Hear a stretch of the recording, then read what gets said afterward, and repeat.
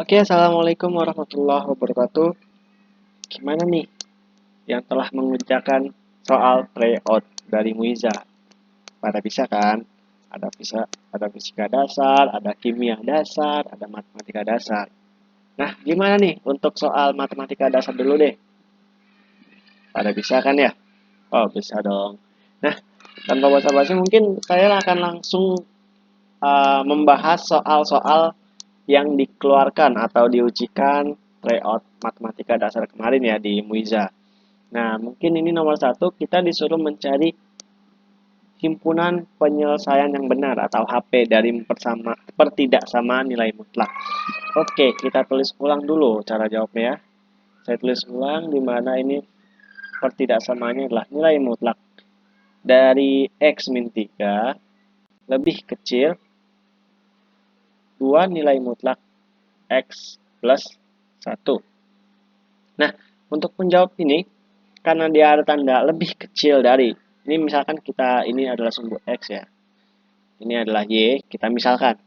Maka di sini kita memenuhi aturan pertidaksamaan atau nilai mutlak, yaitu dari ini ya, nilai mutlak X lebih kecil dari nilai mutlak Y.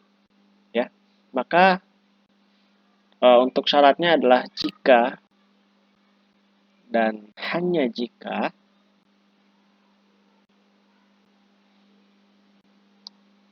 X kuadrat plus Y kuadrat. Maka dalam kasus ini bisa kita tulis juga seperti ini ya. Saya tulis ulang lagi fungsinya lebih kecil dari ini, saya masukkan aja ya 2x plus 1. Oke. Kemudian karena dia memenuhi sifat seperti ini ya, kita kuadratkan saja. X min 3 ini bukan nilai mutlak lagi ya. Kemudian 2x plus 1 kuadrat. Ini kan sama aja X min 3 dikali X min 3. Lebih kecil dari 2x plus 1 dikali 2x plus 1. Nah, ini tinggal kali pelangi. Ini kali sini. X pangkat 2. Ini kali sini. Minus 3x. Ini kali sini. Minus 3x. Dan ini kali sini adalah 9 plus 9.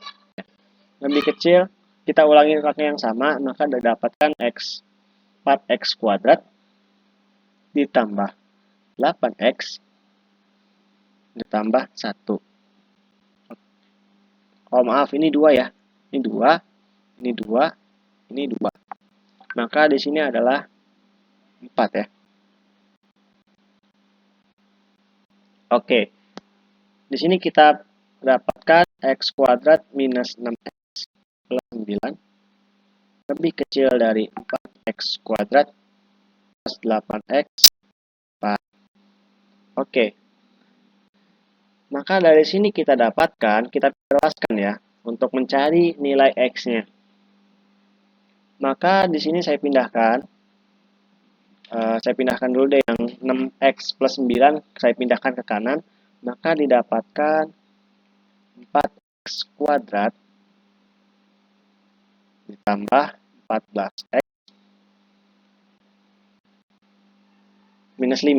Kemudian ini kan ada x kuadrat dan 4x kuadrat, maka x kuadratnya saya pindah ke kanan. Maka yang di sebelah kiri itu ada 0 ya. 0.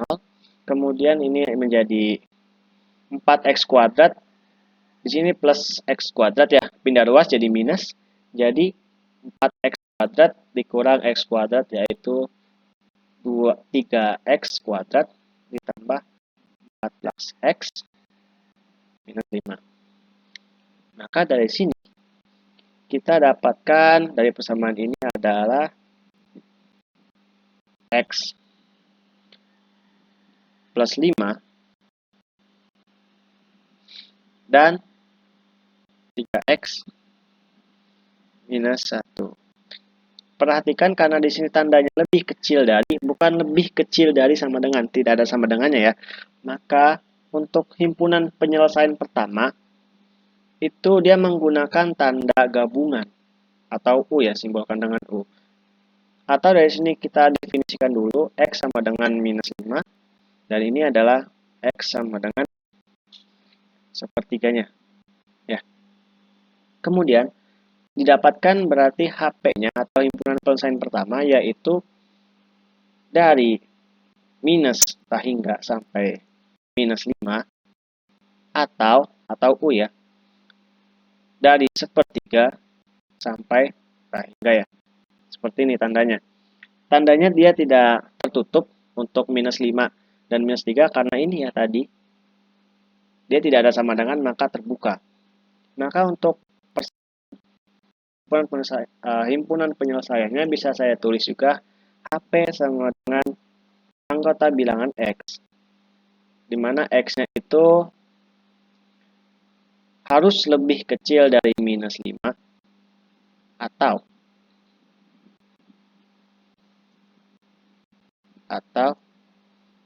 X-nya itu lebih besar dari sepertiga, di mana X itu adalah anggota bilangan real. Oke gitu. Kenapa begini? Coba kita substitusikan. Di saat X-nya lebih kecil dari minus 5. Lebih kecil dari minus 5 berapa? Minus 6 ya. Kita masukkan ke sini coba ya. Persamaan ini. X-nya diganti minus 6. Minus 6 dikurang 3. Minus 9. Ya. Maka nilai mutlak dari minus 9 adalah 9. Betul? Kemudian kita masukin lagi X-nya di sini. X diganti minus 6. Minus 6 ditambah 1. Berapa? Minus 5. Minus 5. Minus 5 dikali 2 adalah minus 10. Ya. Minus 10 nilai mutlak dari nilai minus 10 yaitu 10 ya. Maka 9 lebih kecil dari 10. Benar? Benar. Oke. Nah, kalau misalkan X-nya lebih besar dari minus 5, berarti kan minus 4 ya. Oke, kita substitusikan di sini lagi. Saat minus X-nya itu sama dengan minus 4 dikurang 3, minus 7.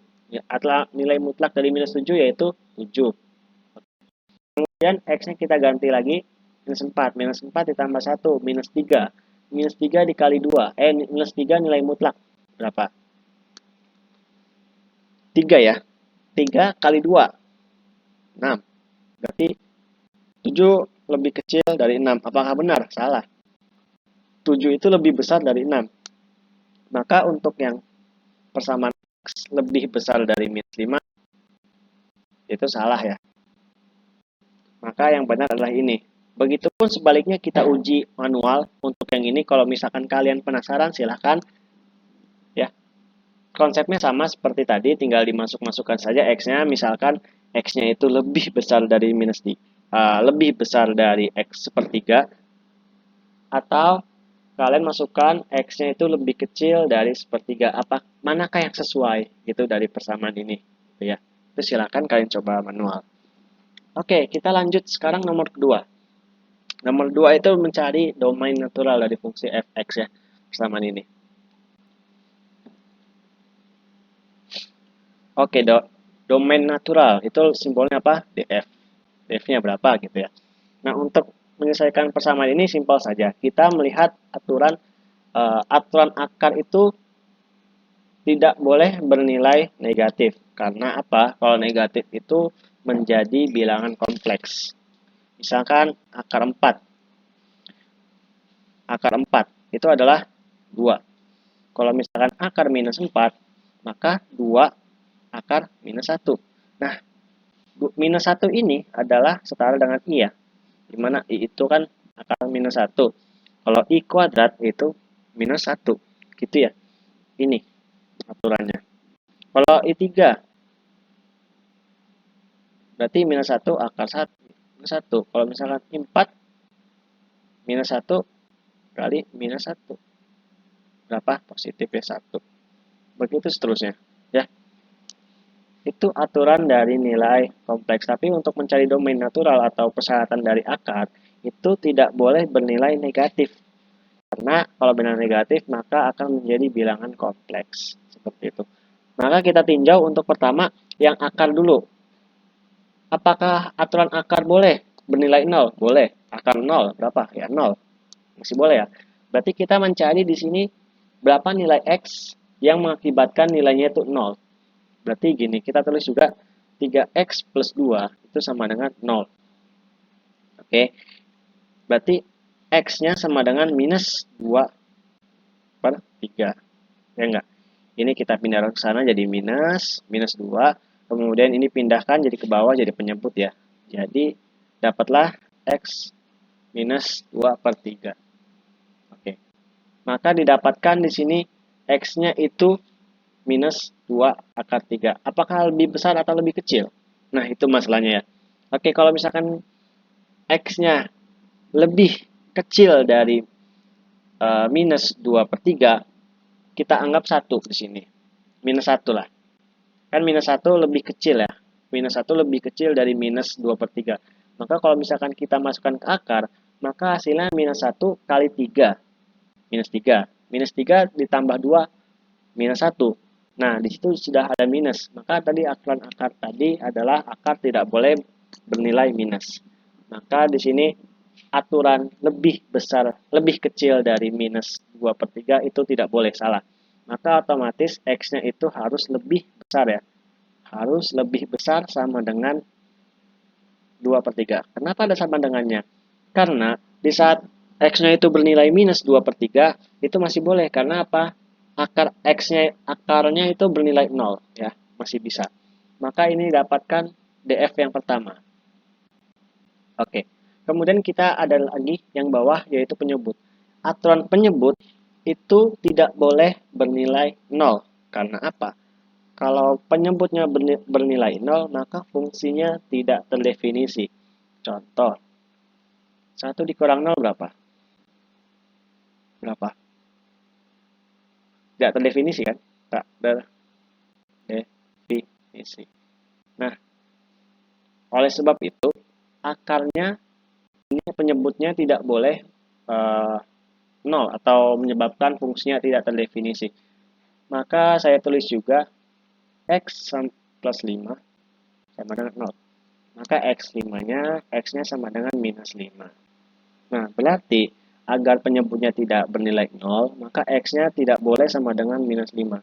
Selain, artinya X-nya boleh bernilai berapa aja, asalkan jangan minus 5. Oke, maka didapatkan domain naturalnya itu pertama ini ya. Ini dan 2 ini. Oke, kita tinggal masukin aja.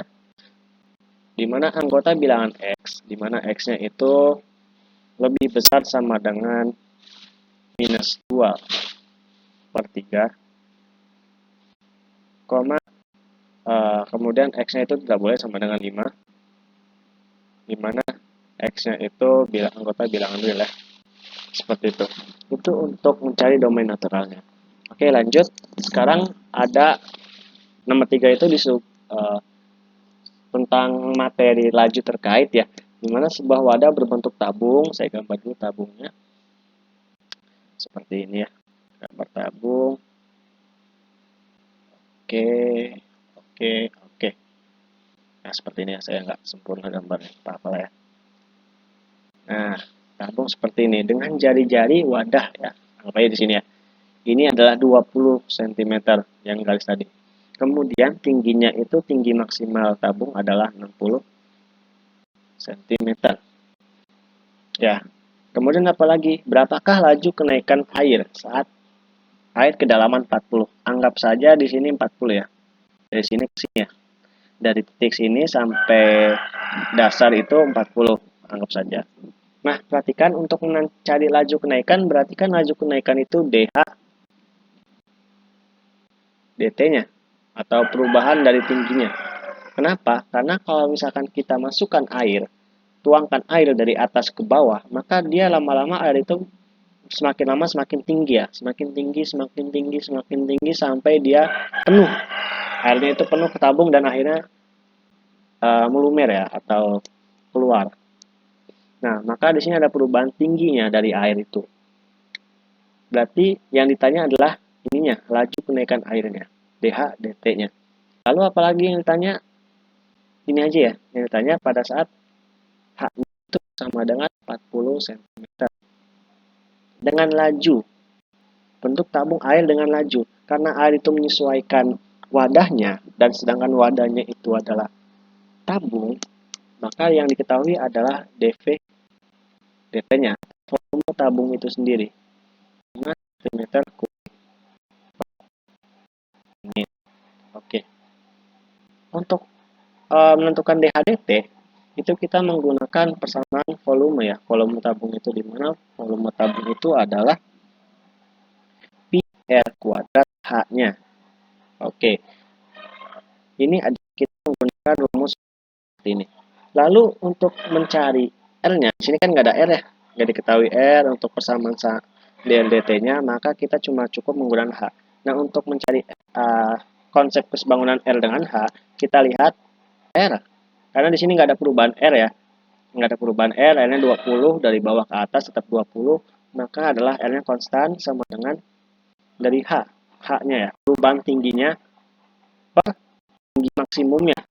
Oke, saya ulang. Ketinggian H-nya, perubahan H-nya tadi kan air makin lama makin ke atas ya, semakin tinggi. Dan itu dia akan dinilai 1 apabila persamaan H per 60 nilai 1 apabila H-nya itu sudah mencapai titik maksimal atau 60. Berarti 60 per 60 sama dengan 1 gitu ya. Tapi kan di sini misalnya air melaju dengan ketinggian tertentu ya, sampai ke atas gitu ya. Maka dapatkan konsep kesebangunan R sama dengan H per 60-nya.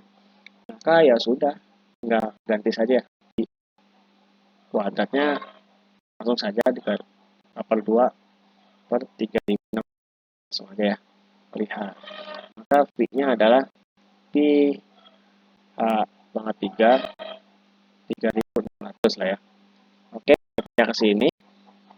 Setelah kita mendapatkan persamaan volumenya, maka kita turunkan dt-nya, perubahan lajunya. Kemudian ini saya turunkan juga dt dari 1.300 H P pangkat 3. Kemudian ini saya turunkan karena tingginya yang berubah ya, semakin lama itu airnya semakin meninggi atau mendalam ya, maka hanya berubah. Jadi kita turunkan terhadap H berapa nih, berarti 3H kuadrat, ada pi-nya ketinggalannya, kemudian 3.600 ya, dH dt.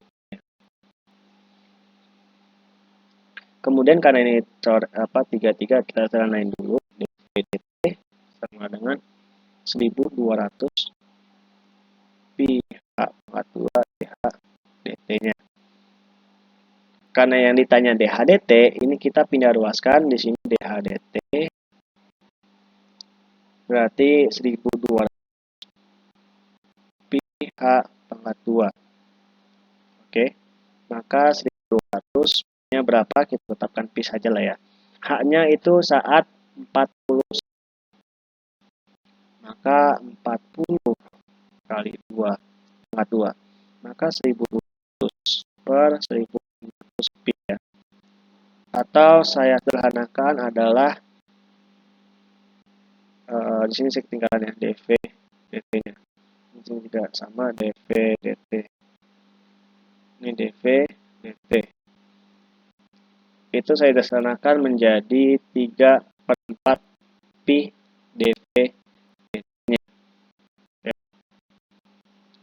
Atau dari dH dt sama dengan dV dt-nya berapa? Ini ya. Tinggal masukin aja 3 kali 5, 15 ya, langsung aja ya. 15/4 pi. Oke, ini jawabannya. Maka yang benar adalah B. Gitu. Oke, lanjut nomor 4. Nomor 4 ditanya adalah asimtot datar dan asimtot tegak. Perlu kalian ketahui untuk syarat dari asimtot datar itu apabila kita dekatkan limit ya. Apabila kita dekatkan limit X mendekati dari minus tak hingga atau tak hingga, itu akan bernilai konstanta. Itu adalah syaratnya. Oke, berarti kalau misalkan saya dekatkan dengan limit tak hingga, dari 2x plus 1 per 3x minus 2x plus 3. Itu berapa? Kalau misalkan saya substitusikan langsung kan nggak bisa ya. Ini saya langsung sini. 3 kali tahingga 0. 2 kali tahingga 0. 2 kali tahingga 0. Begitu seterusnya ya. Maka di sini saya menggunakan penyederhanaan dulu, di mana semua persamaan ini dibagi x ya. Maka 2x dibagi x 2. Oke. 1 dibagi x 1 per x ya. Per 3x dibagi x 3. Kemudian akar, karena akar dia bernilai 1/x kuadrat gitu ya. Maka 2x dibagi x kuadrat maka jadi 2 per x. Dan ini adalah 3x kuadrat. Ya. Begitu. Maka didapatkan, saya masukin limitnya di sini ya. Limit x mendekati tahingga. Saya masukin tahingganya. 1 per tahingga adalah 0, 2 per 0. Ini 3 dikurang 2 per tahingga 0 ditambah 3 per tahingga kuadrat 0 ya. Maka didapatkan 2 per 3. Ini adalah asimtot datarnya. Asimtot datar. Kemudian untuk mencari asimtot tegak, kita simpel saja sama seperti tadi, aturan dari akar itu tidak boleh bernilai negatif. Maka tapi kalau 0 boleh ya. Berarti 2x plus 3 sama dengan 0. Oke, maka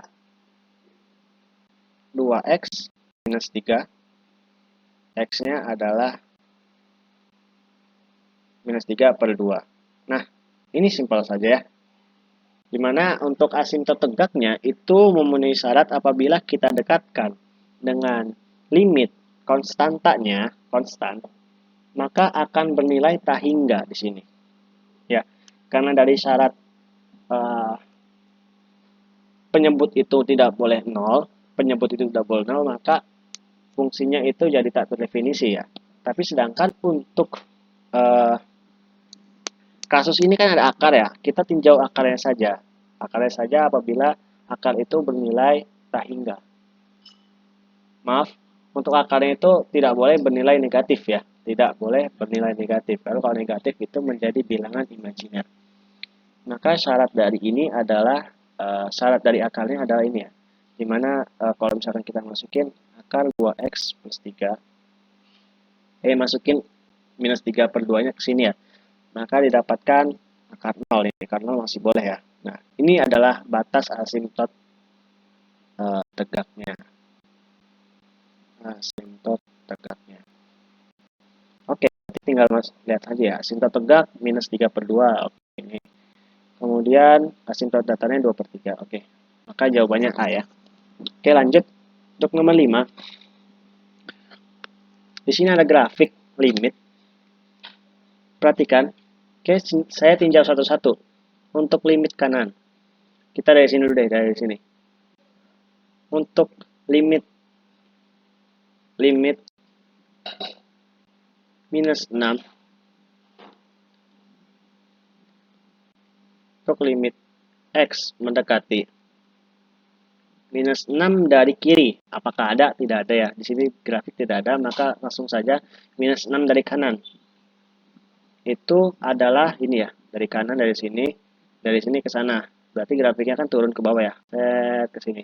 Sampai berhenti 1, minus 1. Maka limit kan minus 6 dari kanan adalah minus 1. Nah, sedangkan untuk limit x mendekati apalagi minus 2 dari kiri. Lihat, berarti dari kiri dari minus 6 ke sana ya, ke 2. Dan grafiknya itu naik ke atas. Gitu ya. Maka di sini adalah 7. Nah, sedangkan untuk minus limit x mendekati minus 2 plus dari kanan ya, itu sama. Dari kanan berarti dari sini ke sini ya. Dari sini ke sini. Kita lihat grafiknya naik ke atas ya. Naik. Berhenti di 7. Maka limit kanannya 7. Maka untuk limit X, saya tulis dari kanan aja. Berarti untuk limit X mendekati minus 2 itu sama dengan 7 ya. Nah, kemudian kita lihat apa lagi untuk fungsi 6, minus 6. Itu kita lihat titik tebalnya atau titik penuh. Di sini titik penuh di 6 mana? Di sini ya. Di minus 1. Maka F fungsi dari minus 6 ini adalah minus 1. Begitupun untuk fungsi F-nya itu sama dengan F-nya itu minus 2. Berapa? Kita lihat titik tebal ya. Titik tebal di sini itu adalah 1. Ya.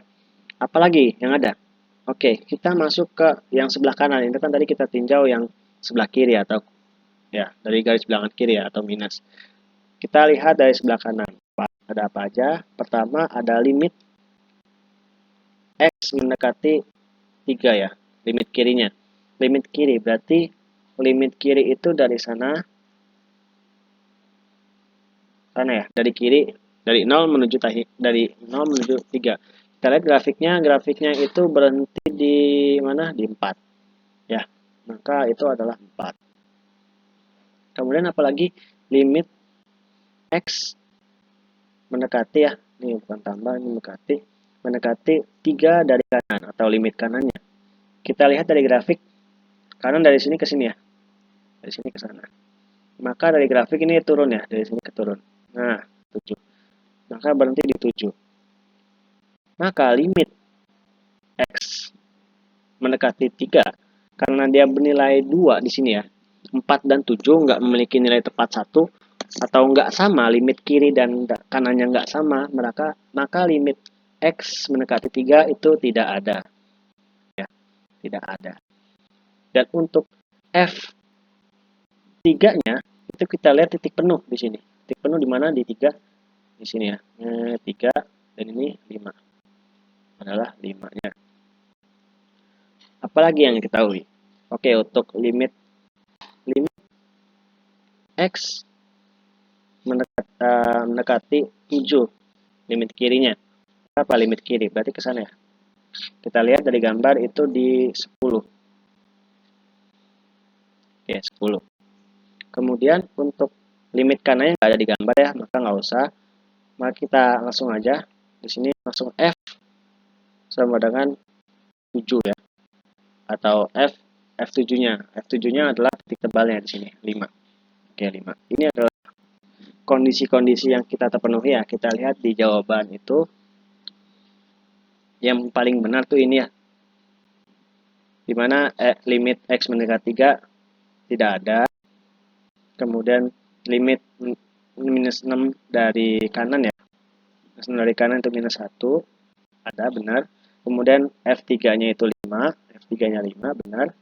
Kemudian F minus 2-nya itu adalah 1. Kemudian limit X mendekati minus 2 itu adalah 7 ya.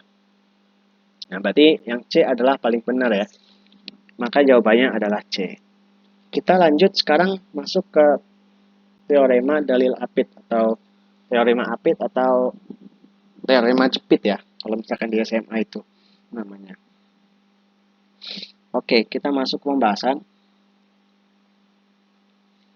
Ini sebenarnya lumayan rumit kalau misalkan kalian jabarkan ya. Oke, saya akan coba jabarkan secara rinci. Di sini kalau misalkan saya dari fungsi sin X. Fungsi sin X itu kan itu ya.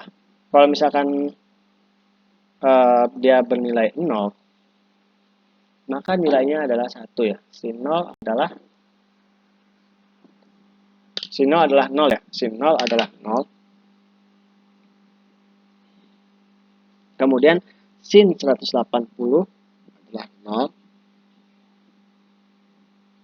Dan sin 360 adalah 0. Ya.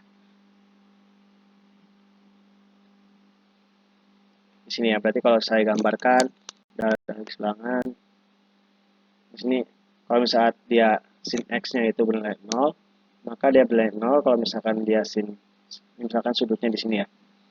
Kalau sudutnya ini 0, maka akan bernilai 0 di sini.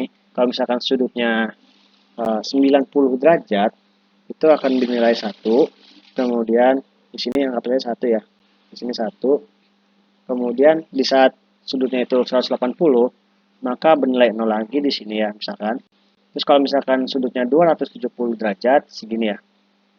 Segini, itu adalah minus 1. Ya. Kemudian kalau misalkan 360 derajat, itu sudutnya adalah 0 lagi. Maka fungsi sin X itu adalah lingkaran ya, lingkaran. Lingkaran, anggap saja lingkaran sempurna ya. Saya tidak bisa gambarnya. Ini anggap saja lingkaran sempurna. Dari limit, dari fungsi X. Fungsi X itu kan begini ya. Nah, sana ya. Nah, kayak gitu. Maka kita ambil potongan saja, kayak gini. Saya perjelas gambarnya. Nah,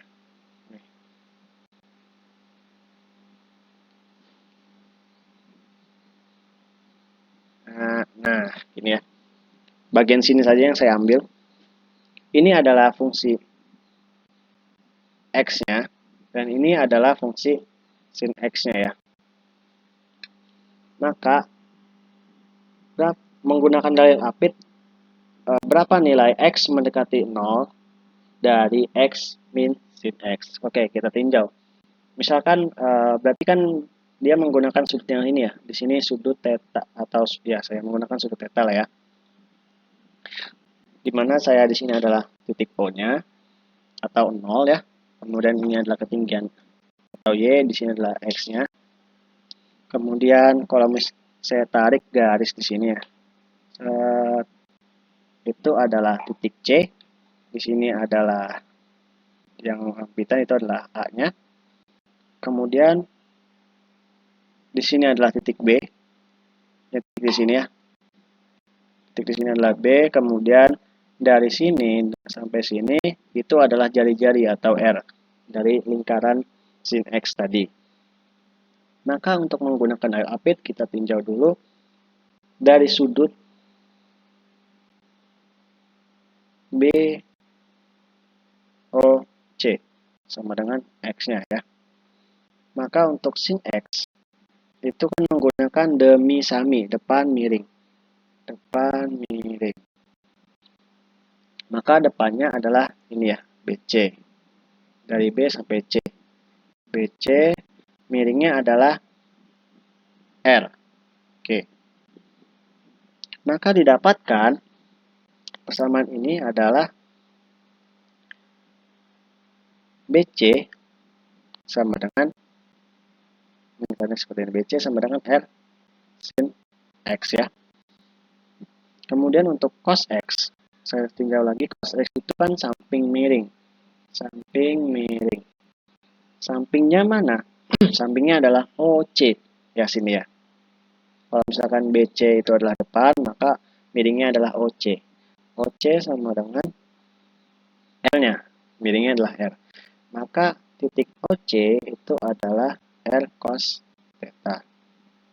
Cos X saja ya.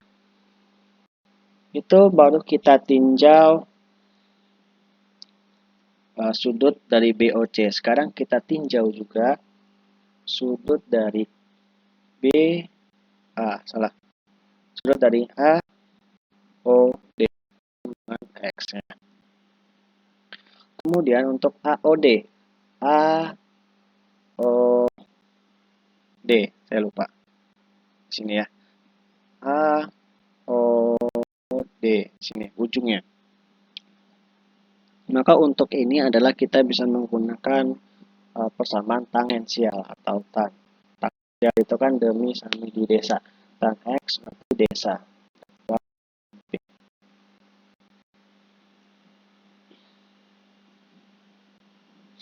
Depan samping.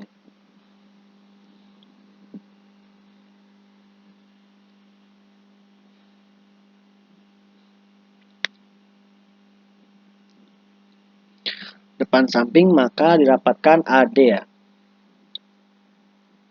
AD depannya ini dari D ke A yaitu AD, sampingnya adalah O ke A atau OA ya.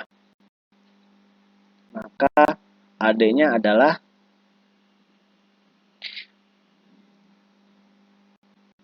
AD sama dengan, perhatikan untuk O ke A itu sama aja sama dengan R-nya jari-jarinya. Atau kita lihat dari sini ya. R atau ini ya.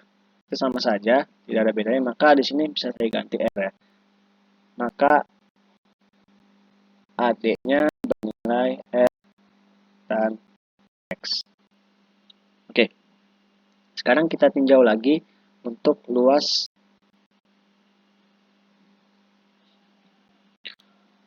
segitiga dari BOC, kemudian luas juring ya, luas juring tinggi ini ya, yang lengkung ini, luas juring dari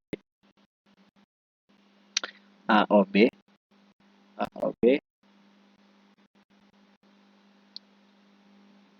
kemudian luas dari luas segitiga dari AO. Oke, untuk rumus luas segitiga BOC dulu deh. Itu kan setengah alas kali tinggi.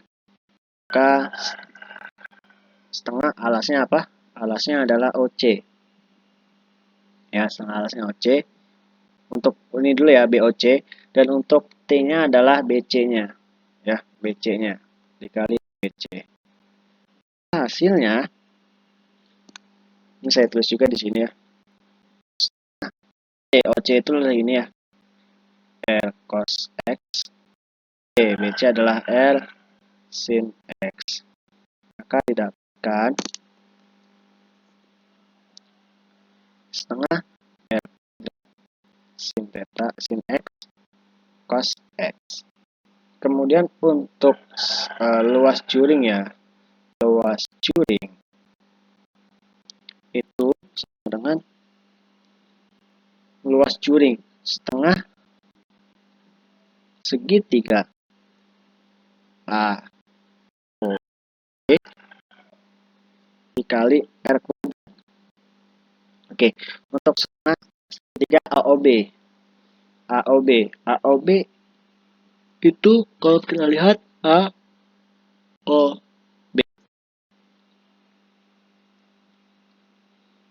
itu membentuk sudut sebesar X di sini lah ya. Untuk sebesar X maka kita tulis juga X di sini ya. X R kuadrat. Oke, didapatkan luas juring, kemudian kita cari segitiga AOD. Segitiga AOD, maka sama seperti tadi, setengah alas kali tinggi, alasnya adalah OA, setengah OA, dan tingginya adalah AD ya, ini ya, AD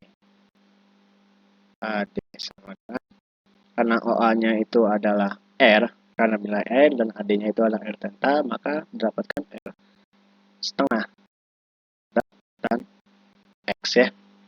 Kita dapat persamaan di sini ya. Dapat